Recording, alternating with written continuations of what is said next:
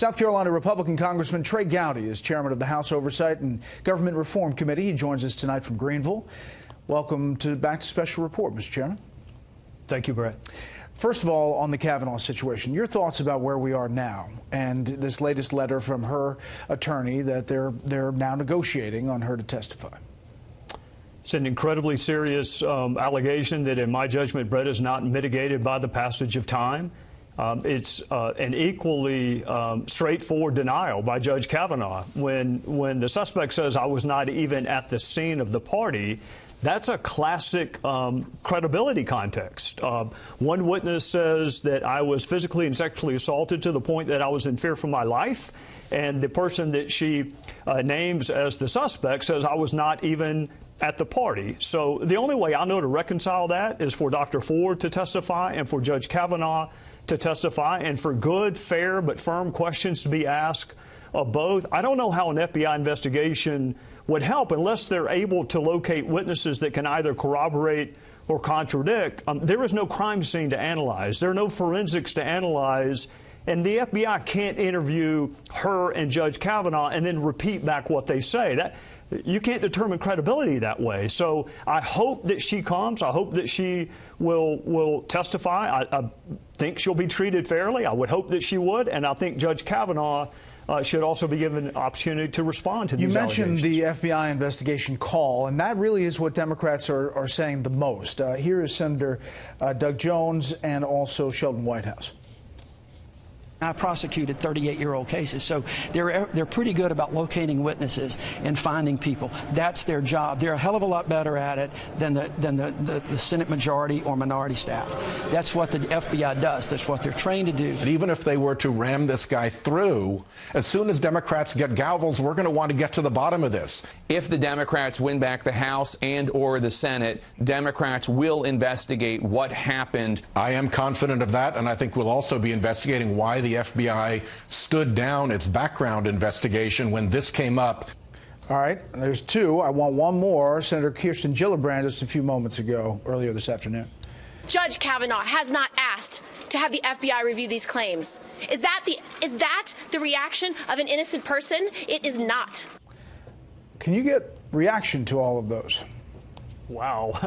When I walked into the studio tonight, there was a presumption of innocence, and you did not have to prove your innocence. So I'm a little surprised at what the senator from New York said. Brett, I'll tell you this. I think that Dr. Ford met with Democrat legislators before the FBI investigated it. I know that she talked to the Washington Post before the FBI investigated it. The FBI does not have jurisdiction over state sex assault claims. If they want to locate witnesses, if there are witnesses that know whether or not this happened, I'm all for it, and I'm all for them being compelled to come testify. But the FBI does not have jurisdiction over a state sex assault claim, and Judge Kavanaugh does not have the burden of proving his innocence. He has said he was not present. The last time I checked, the government has the burden of proof in a criminal case. Now, if someone argues, well, this isn't criminal, you know, Brett, he was vetted for the second highest court in the land 15 years ago. These are incredibly serious allegations. If they make you unfit for the highest court in the land, would they also not make you unfit for the second highest court in the land? Sounds like it's going to continue even if he gets through, according to Sheldon Whitehouse. I want to turn topics. The Senate Judiciary Committee is obviously investigating all that, and they say they're on top of the Kavanaugh investigation, even though Democrats are not taking part. Now to the topic of the declassification. Here's the former CIA director on this order by the president to declassify these documents and texts. I think they should continue to push. If Mr. Trump and the White House does not relent, well, then I think they have some decisions to make, whether or not they're going to just not follow that direction and be fired or to resign. They have an obligation, since they took an oath of office to the Constitution of the United States, not to Mr. Trump, to uphold their responsibilities. So he's essentially saying to intelligence officials, don't do it. I've read every document that is under consideration. Brett, I don't think the release of this information is going to change anyone's mind. It's certainly not going to change John Brennan's mind, because remember, he wanted Donald Trump put on the dustbin of history. He's accused him of treasonous conduct. John Brennan is as responsible for the American public being divided on this issue as anyone I can possibly think of. So I honestly, no disrespect intended to him, could really give a damn less what John Brennan thinks the president or the intelligence agency should do. He's part of the reason that we are in this historic conundrum. I've read it. Other than one document related to George Papadopoulos, I don't think people are going to be that interested in it. And I don't think any minds are going to be changed. I think the bias of Peter Strzok has resulted in us having a hung jury, frankly, no matter what comes out. And for all the talk about concern on sources and methods, you're one of the only people who's read through the unredacted papers. What about that?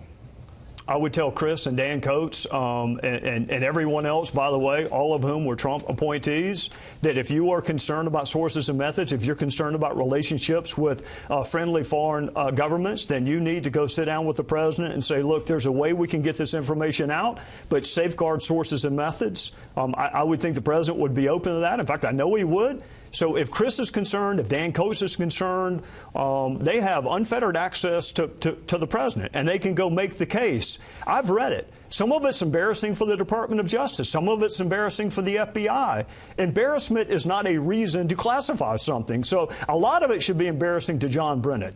And maybe therein lies why he is so adamant that this information not be released. I've read it. I don't think it's going to change anyone's mind. But I've seen nothing in it that is going to jeopardize the national security interests of this country. Last thing quickly, Mr. Chairman, do you think Attorney General Sessions keeps his job? The president continues talking about the Attorney General the other day, telling the Hill, I don't have an Attorney General.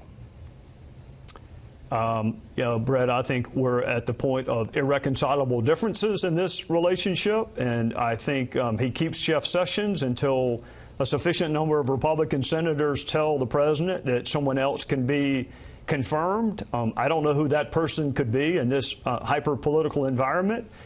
I hate it. That job, of all the cabinet-level jobs, that is the one that I am most interested in having the right person in. And I hate that the president's relationship with Jeff Sessions has become what it is, and I hate that it's become public. But I think he's going to be the AG until someone else can be confirmed, and I don't know who that person would be. Is it you? Heavens, no. I'm not sure I could get the vote of my two Republican, well, Tim Scott probably, but Lindsey, I think, would be undecided. Last thing. We last talked, you said you hadn't seen any evidence of Russian collusion at all. Still true today? Yeah, Brett, the only thing is Adam Schiff in March of 2017 saying he had evidence that was more than circumstantial but not direct. And, oh, by the way, there is no such thing. But if you can lay aside Adam Schiff, the wannabe senator from California, no one has presented any evidence. And the best way for that to be proven is release all the transcripts of all the witness interviews we did during 2017 down at House Intel. All of them. Jared Kushner, Donald Trump Jr., Susan Rice, Samantha Power, release all of them, because I ask every witness, give me all the evidence you have of collusion, coordination, conspiracy, regardless of whether or not you even believed it. Every bit of evidence you have, no one had anything. So there is no evidence of collusion, which is why the Democrats have pivoted to obstruction of justice. Mr. Chairman, as always, we appreciate your time. Thank you, Brett.